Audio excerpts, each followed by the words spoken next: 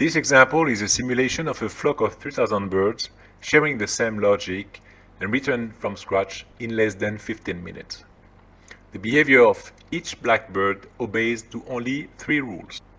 The first rule is to follow a bluebird when one is in sight without going too far from the initial position.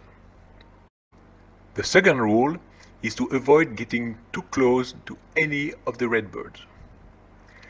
And for the last one, returns home when there is nothing to follow or to avoid. Modifying a logic to get a new behavior is straightforward with cut and paste tool, and we'll see at the end of this tutorial a nice variation of this flock example. We can notice here that avoiding the red birds has precedence over following the blue ones. That explains the sudden dispersions of the birds. We also can change the simulation speed to better understand the flock evolution. So now let's see the same simulation, but with only one bird to better understand the behavior and the logic. Logic object can trigger events to activate or deactivate some other logic object or groups. You can see here how the 2 logic groups are alternately activated. The avoid logic part contains a task which will make the bird fly away from the threat and another task which will return the bird to its initial position. The follow logic is a little different. First, the condition. If the blue bird is too far, just forget it. Otherwise, the bird follows the blue bird until it gets too far from its initial position, then returns home. The eyes task above is the one responsible for triggering the events in order to avoid or follow, depending on the position of the bird versus blue and red ones. The eyes task needs 2 vectors, one filled with a threat and the other one with the leaders. To differentiate the birds, the force parameter will be used, blue for the leaders, red for the threats and white for the others. Setting the force is easily done for each bird from the PTF status component. Now the runtime part of the eyes task, divided into 2 sections.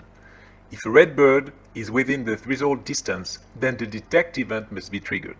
If no threat, then if a blue bird is within the threshold distance, then follow event must be triggered.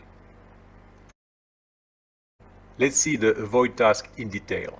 If there is no threat, just leave the task. Otherwise, compute the bearing from the bird to the threat and add 180 degrees plus or minus from random values to make the escape kind of stochastic.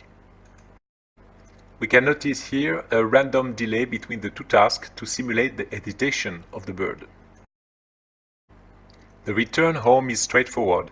Just set the heading to the initial position and give a fixed speed. When the distance to the target position falls below a given value, consider the task over. Following is a little different. We decide to follow the leader only if it is not too far from the initial position of the bird.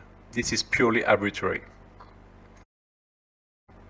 Following the leader obeys a similar rule. The bird moves toward the leader plus minus a random dispersion angle. Also, by specifying a higher speed, the bird will overtake the leaders and will have to go back. The return task is a copy-paste from the avoid group. So here, by giving a simple logic to 3,000 entities, we were able to get a quite realistic flock of birds, and this in a very short time. Let's see another example based on the same logic we have seen. The difference is that this time the leader can change color randomly from red to blue. And this sudden changes cause the bird to burst out when turning red and rejoin when the bird is back to blue. Note that here again birds are returning home when they have moved too far from their initial position. I hope that you have enjoyed this tutorial and will now consider using vsTasker for your artificial intelligence studies, prototyping, or any behavioral analysis on a significant number of objects. Thank you very much.